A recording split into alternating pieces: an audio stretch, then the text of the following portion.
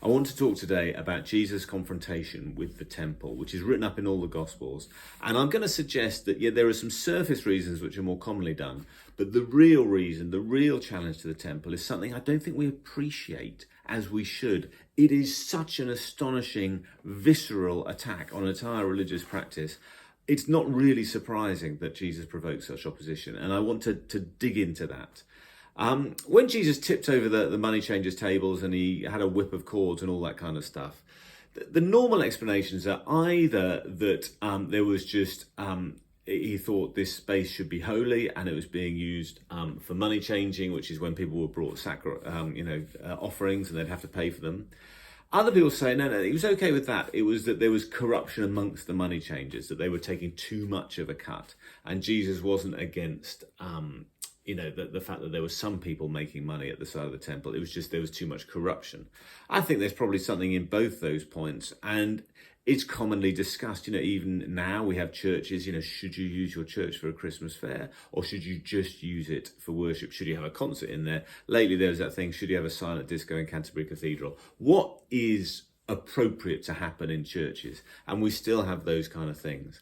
But I would say the big push from Jesus goes much deeper, and we're sort of so used to the common, Jesus had an argument with the temple authorities. I think we quite get the view of the temple. We don't give it full force. And what I want to suggest is an idea of a way of thinking about it, which would give it full force.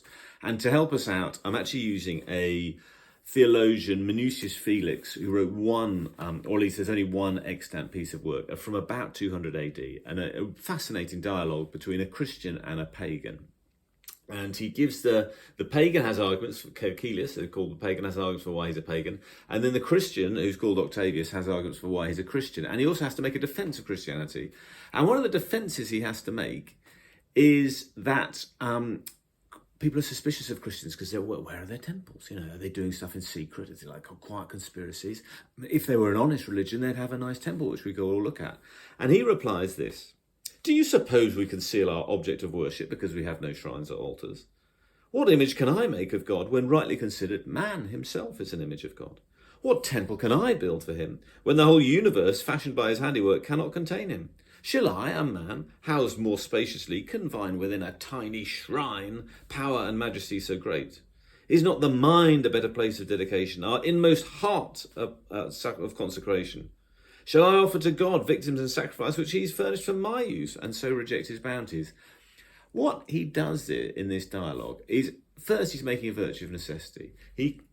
Christians have no temples, so he's kind of trying to find a reason why, because at the time, it would have been too risky for Christians to have physical churches, because it's a semi-illegal religion. Periodically, there are periods of persecution. It would just be a place of danger. So Christians didn't have it. But he doesn't just say, we don't have any, we're not allowed. He says, no, temples and buildings, they cause problems because they're distractions from God. God, who's amazing, who built the mountains and the rivers and the miracle that is the human being, the image of God. It would be a distraction to have church buildings. A powerful argument. But it's not been the way the church has panned out. As soon as Christianity became legal, we built some buildings. And even the vicar of St Andrew's, Surbiton, and St Mark's, Surbiton, and these are two magnificent church buildings. And if I were to say, I've been reading this 2nd century theologian, I've been reconsidering Jesus' teaching on the temple, I think we should get rid of the buildings because they're a distraction. I think we should just worship by the Thames and in nature. It'd be much better. We could sell them off for flats. They're a distraction for us. If I suggested that would go down like a lead balloon. And interestingly, not just amongst the congregation who come, I think that would go down like a lead balloon amongst the wider community. I think kind of people believe in these buildings. Now, that's only St Mark's and St Andrew's, Surbiton.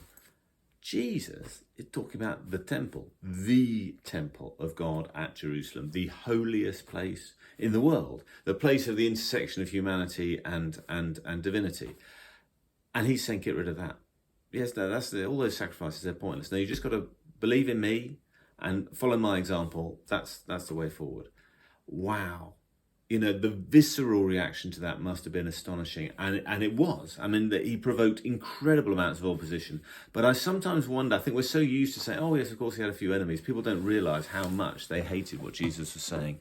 He was seeking to absolutely upend traditional religion And that was a massive problem, and it caused enemies. And we'll see when we come to Holy Week the kind of the consequences.